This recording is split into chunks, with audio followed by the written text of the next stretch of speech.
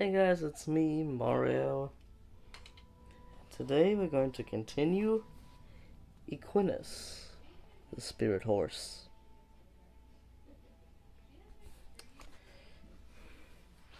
Chapter 6, The Evil Wind.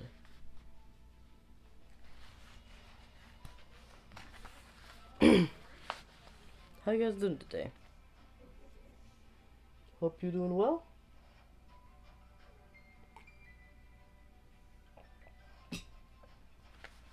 And I hope you will enjoy this chapter.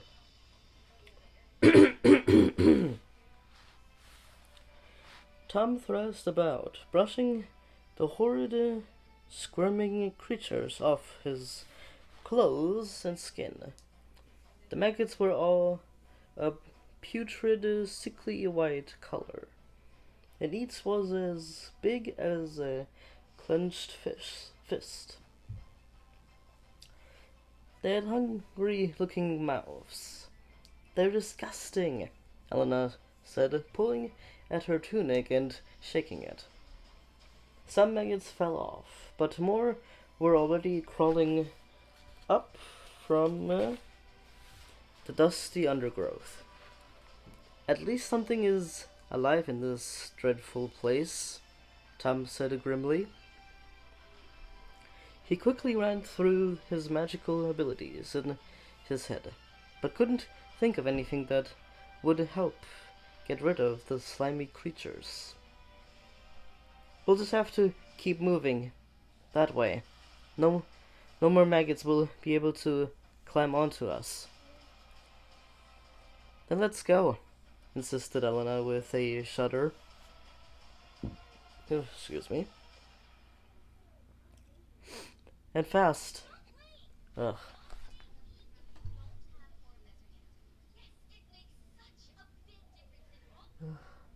Ads. Oh, I hate them. He quickly ran through his magical ability. There we go. I found my place. "Then let's go," insisted Elena with a shudder. "And fast, before they decide that we might be worth eating." They rushed through the knee-high dust, scattering the clinging maggots as they went. All the time, Tom looked this way and that for signs of Equinus. "It doesn't make any sense," said Tom, as they pushed through the decaying giant leaves and creepers of the jungle. "Why would Equinus choose to live here? Horses don't belong in jungles.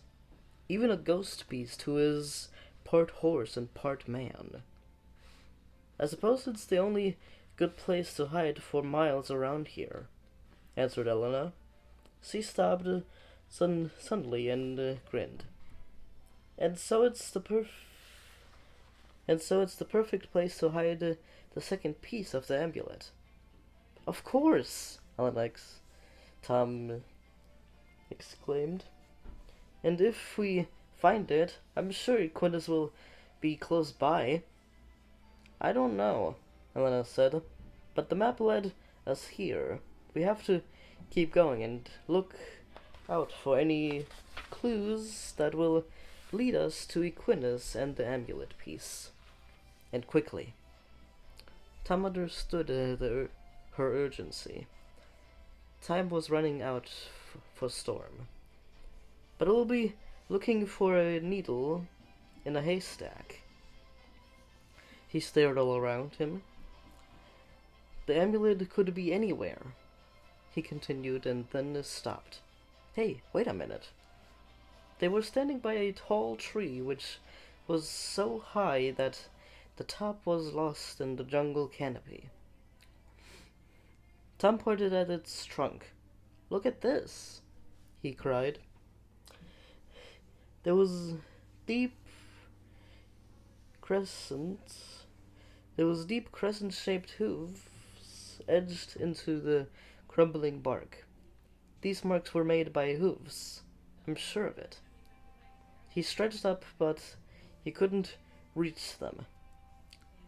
They're too far above the ground to have been made by an ordinary horse. Equinus, said Elena excitedly. It must have been Equinus. He's big enough to reach that high. But why would he have been kicking at this tree?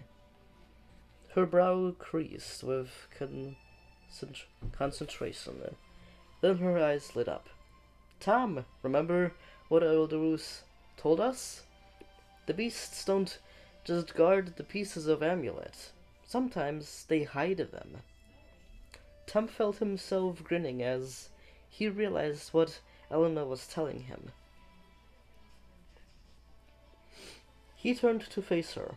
Equinus was kicking the tree, he said.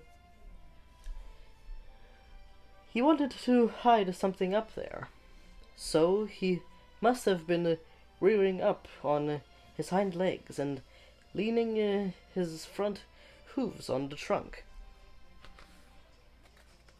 To go to all that effort, he must have been hiding something very precious. The piece of amulet, breathed Elena. Tom nodded and strapped his shield to his back. I may have lost my magical ability to leap up high, he told Elena, but I can still climb trees. He began to clamber up the trunk, but the crumbling bark made it very hard to get a grip. He gritted his teeth and pushed onwards. You're not the only one who can climb trees. Tom looked down and saw Elena following him. He was glad he had the feeling he was going to need all the help he could get. As they climbed, they carefully scanned the branches for any sign of the amulet piece. Soon the ground seemed a very long way down. Look, the hoof marks don't reach this far, said Tom. We must be at the hiding place. Yes, I think you're right, said Elena. Check the branches and the trunk. Wow! The flung of her arms tightly around the tree as it began to shake. She flung her arms tightly around the tree as it began to sway.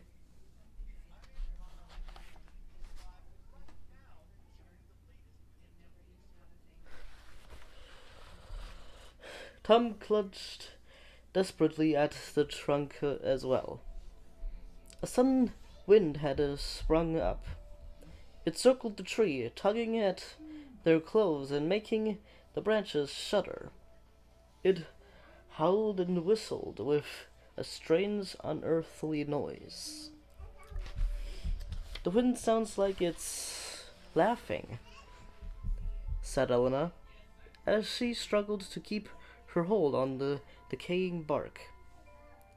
It is laughing, Tom said through gritted teeth.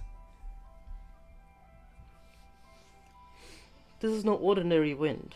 I think it's been sent by Malvel to stop us. He gripped the tree even more tightly. Blow all you like, he shouted into a powerful breeze. We'll never give up. We're going to find the amulet pieces. The tree began to sway more violently, crashing against its neighbors. Branches fell about Tom's head. Bark was being stripped from under his fingers by the evil tornado. And Tom felt his feet slip.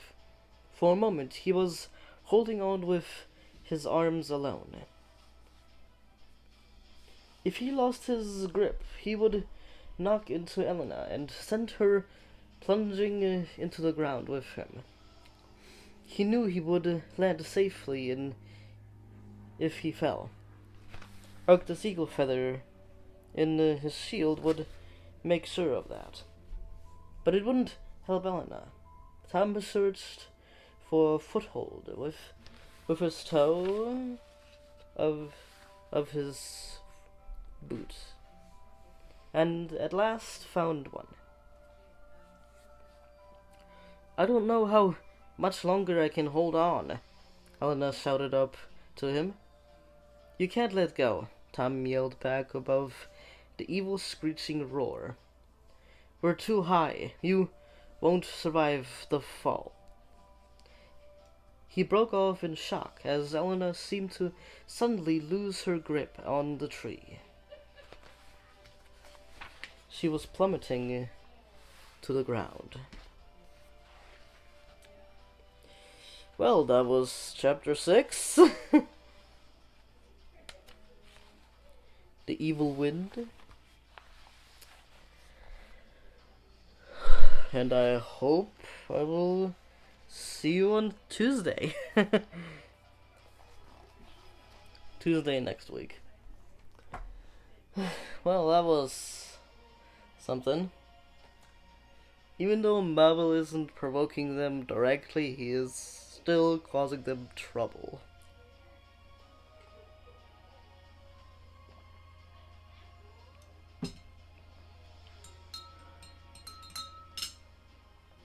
He's kind of making things harder for them. I don't think we get to see Malvel in this series, but he sure makes his presence known when he's there. With the evil wind and such. Well, I hope you like, subscribe, and hit the bell if you guys are interested in me continuing the story. And I will see you on Thursday, or Tuesday, or whatever. Every Tuesday and Thursday. Well, bye-bye. Hope you like my videos. And subscribe if you haven't yet. I don't know what to say in outros, so I'm just gonna leave it there and say bye-bye.